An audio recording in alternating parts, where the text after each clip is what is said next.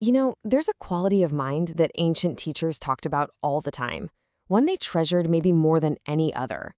It's this ability to stay peaceful, to stay centered, even when life gets completely chaotic. They called it equanimity. But what if I told you that what it actually is probably not what you're imagining at all? Right? This is the big question, isn't it? When we hear about having a calm, unshakable mind, we kind of picture someone who's a little cold, maybe distant, emotionally flat, like they just don't feel anything. But what if that whole image is just completely wrong? And this is where it gets so interesting. The ancient texts, they describe equanimity as something luminous, like it glows. They say it's bright, warm, and deeply, deeply alive. So it's not about shutting the world out or numbing yourself. It's actually the opposite. It's about developing a peace so deep and so stable that you can finally open your heart to everything without getting totally swept away. This quote just perfectly illustrates that feeling. I mean, picture a huge mountain. Storms rage around it, the wind howls, but the mountain itself isn't moved. It's not pretending the wind isn't there. It feels the wind for sure, but it isn't carried away by it. That's equanimity. It's a mind that can experience all the winds of life, the good stuff, the bad stuff, the praise, the blame, without being uprooted. Okay, so how do we get there? This next idea is a real game changer. Peace isn't something we have to build from nothing. It's actually more like we're a master goldsmith, and our job isn't to create the gold, it's to refine it. It's to gently remove everything that's covering up a brilliance that's already there.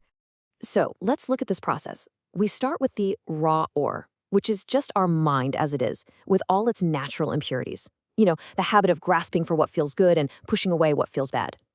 Then comes the crucible. That's our patient practice. We gently work with the mind's reactions, and slowly we remove the dross. And what's left at the end? It isn't a new mind. It's our own mind, but in its purest state, bright, flexible, and totally responsive. And that is such a crucial point. You are not trying to become someone else. You're not trying to add some new peaceful personality trait on top of who you are. This whole thing is just a process of uncovering the calm, radiant nature that is already your foundation. It's about removal, not addition.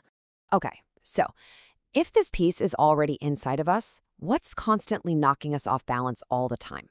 Well, the ancient teachers had a name for these everyday forces. They called them the 8 worldly winds. And believe me, they blow through every single one of our lives, every single day. And here they are. These 4 pairs are really the main forces that push and pull our emotions around. Notice how for every positive wind, there's a negative counterpart. We're always balancing between wanting to gain things and fearing loss, chasing pleasure and trying to avoid pain, seeking praise and dreading blame, wanting to be known and fearing we'll be forgotten. These winds, they are always blowing. And here's the really liberating part. You can't stop the wind. You just can't.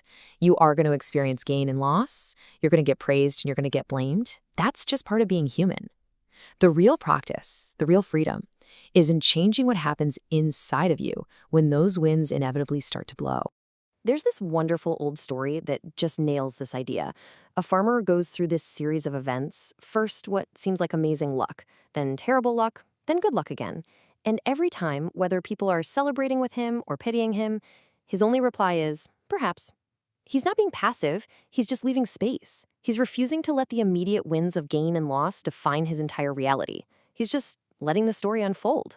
So if we aren't just defined by all that weather on the surface, where does our stability actually come from? Well, this brings us to another beautiful and powerful metaphor, the deep lake. I want you to picture your mind like this lake. On the surface, you've got all the chaos, right? The ripples, the waves, all stirred up by the wind and the weather. That's kind of like our daily emotional life. But way down in the depths, the water is perfectly still. It's quiet, it's clear. The storms raging on the surface, they just don't reach down there. This quote just gets right to the absolute heart of it. All that emotional storminess, the praise and blame, the pleasure and pain, all of that disturbance is only happening on the surface of your mind. It doesn't actually have to touch your core. And this is the great secret. You already have these depths. I mean, right now, as you're listening, beneath all the surface level thoughts and reactions, there is a part of you that is already still, already at peace. The whole practice is just about learning to rest your awareness there, even while the waves are crashing up above. So let's bring this right into the real world. Why does this inner stillness matter so much, really? Because our inner state, it doesn't just stay inside us. Our reactivity travels from person to person, and we have the power to stop it. I mean, think about this chain reaction. We've all seen it happen, right? It might start with something small and impersonal, like a driver cutting someone off in traffic. But the anger from that moment gets carried home. That driver then speaks sharply to her child. That hurt child goes to school and snaps at a friend.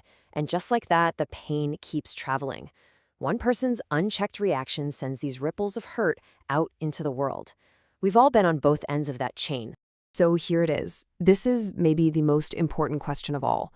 This chain of hurt, it seems so inevitable, so automatic, but it actually has a weak link. Where in the world can we break it? And the answer is just that simple. In the pause. That tiny little space, that moment of awareness between the event, the driver cutting you off, and your automatic reaction, that is where all of your freedom lives. It's the moment where you can actually notice the anger rising and choose not to pass it on. You can feel the hot coal of that anger, but you don't have to hand it to the very next person you meet. That pause, that's where equanimity lives and breathes in the real world. So let's end with this thought. What if the goal was never to control the winds of life? What if true, lasting, unshakable peace is simply about remembering the solid ground we're already standing on? Remembering that deep, still, mountainous presence that has been within you all along?